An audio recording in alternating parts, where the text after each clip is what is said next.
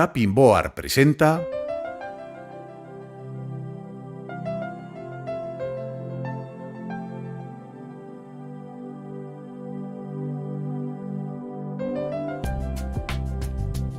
el bruxismo. El bruxismo es el acto compulsivo de apretar o rechinar los dientes sin ningún interés funcional. El estrés y la ansiedad son a menudo las causas más frecuentes. Se calcula que el 80% de la población ha tenido algún episodio bruxista a lo largo de su vida, incluyendo adultos, adolescentes y niños. Y es una conducta muy nociva para los dientes, el periodonto y los músculos de la boca. Existen dos tipos de movimientos bruxistas: el apretamiento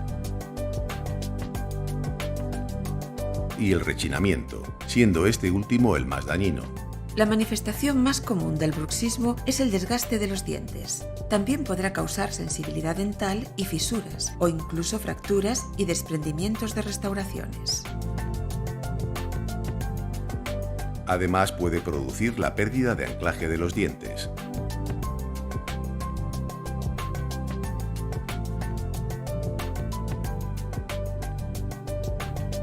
El bruxismo produce un exceso de ejercicio que va a repercutir en los músculos masticatorios y en las articulaciones de la mandíbula, provocando dolor y chasquidos. Incluso puede aparecer dolor de oído, dolores de cabeza y otros problemas graves.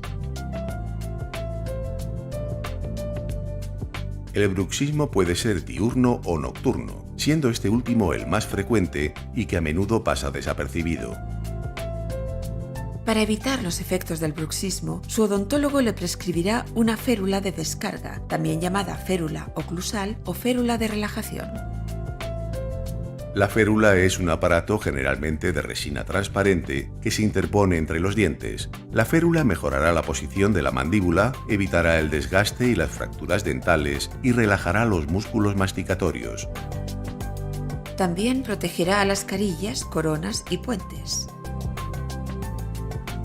Sin duda, la férula es el tratamiento dental más conveniente ante el bruxismo, ya que ofrece excelentes resultados a medio y largo plazo.